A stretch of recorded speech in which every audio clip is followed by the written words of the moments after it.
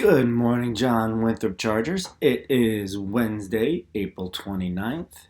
It's an A day. I don't know if you noticed, but every time I have to do the date, I have to look down because I'm really not sure what day or date it is. I'm sure many of you are in the same boat. So, good morning, and we're going to stand for the Pledge of Allegiance. I pledge allegiance to the flag of the United States of America and to the republic for which it stands, one nation, under God, indivisible, with liberty and justice for all. So I don't know if I should take this personally or not, but I just walked by my younger son in the hallway and he said, "That's what you're wearing on the morning news? This is my favorite, hoodie. Come on." He wanted me to wear my shirt and tie to do the morning news. I said, "No way. We're working from home. I'm not doing it that way today. And I probably won't. So um, you're probably getting used to me seeing me in my hoodies. It's pretty much all I wear when I'm at home. So there's something you learn during quarantine. We actually have busy new morning news this morning. The first thing is we have a few announcements um, from some of the staff members. The first one is from Mr. White, and this is about basketball photos. He wants me to let you know that the photo lab just reopened and that basketball photos are being mailed directly to players' homes. So if you ordered pictures, you should receive them sometime next week. So be on the lookout in the mail if you're a basketball player and you got pictures taken. They will be showing up. The other announcement I have is from the school counselors. They want you to make sure to check your email every day. They realize it's just one more thing that you have to do during the day, but it's an important one because the teachers are using the email to reach out, check in with students, provide feedback.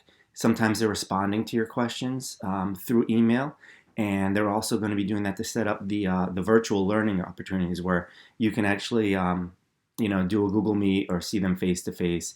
So you can add that to your schedule. Um, it's a good habit. It's something the adults do every day. They check their email multiple times just to make sure they're not missing anything. So make sure you can do that. I would think that you probably want to do it 2 or 3 times a day.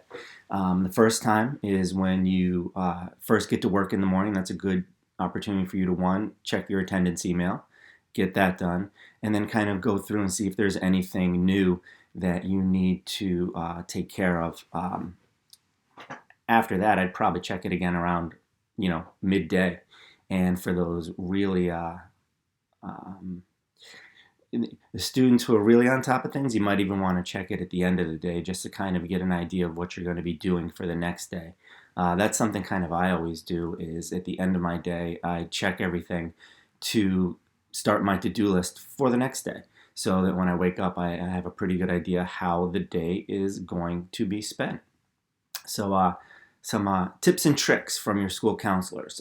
Please follow along with that. I'll actually put it in my newsletter to parents at the end of the week so your parents know to kind of remind you too.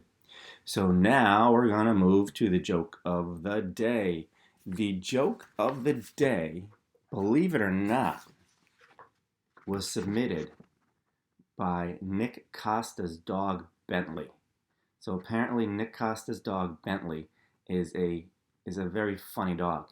The joke is what starts with E, ends with E, and only has one letter in it.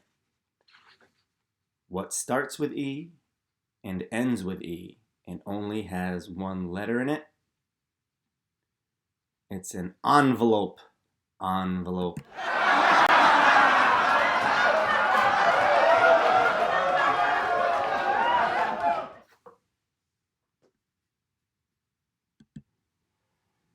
I like that one. More impressive that it's from a dog than anything else. But now I'm reading the comments, and there are a lot of uh, everybody's waiting for the trick shots. We actually have three today.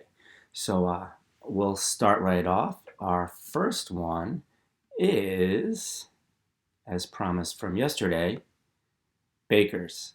And I'm pretty sure if you watch, Baker, if you want to put it in the comments, I couldn't really tell. It looks like you did this with a golf club. So check this out.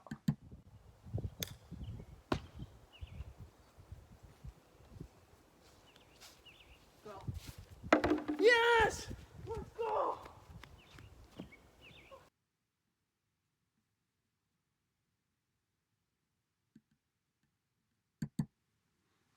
We even got the toss at the end from I think it was a golf club. Baker was very excited. So the next one we are going to is from Andrew. Andrew's is pretty cool too. We have a little bit of lacrosse action here.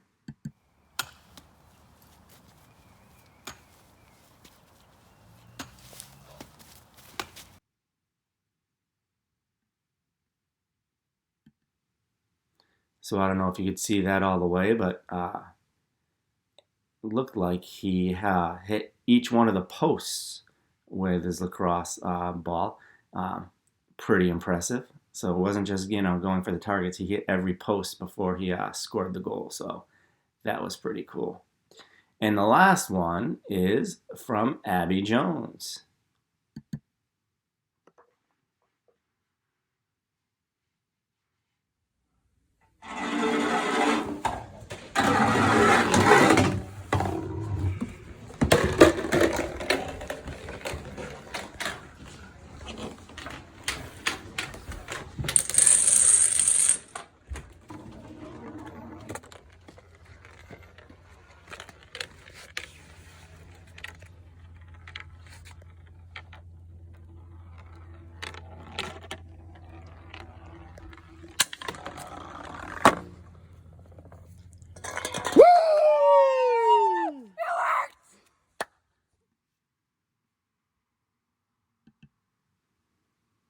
How cool is that?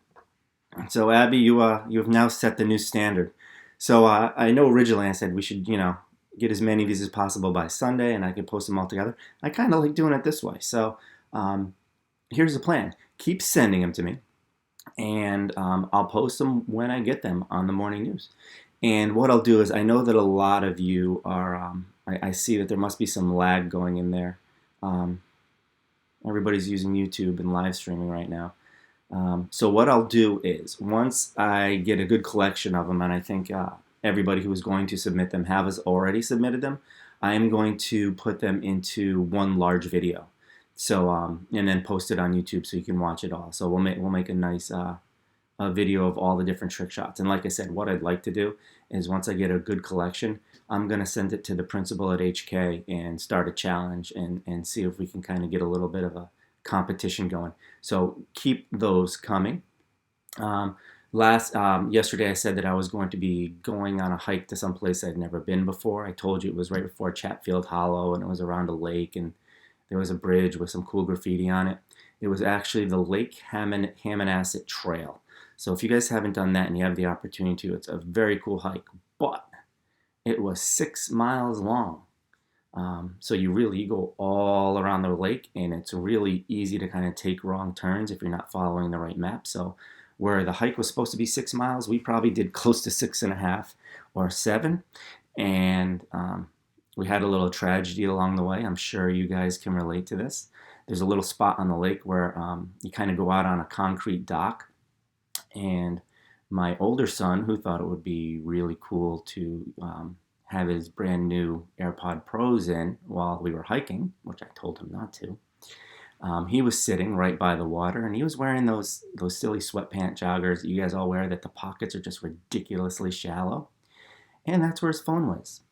And he sat right next to this spot on the lake, which is pretty deep because you're sitting out on a dock. And all of a sudden he said, "Oh, my AirPod just cut out. What happened? What? Oh, where's my phone?" And guess where his phone went? Right into the water.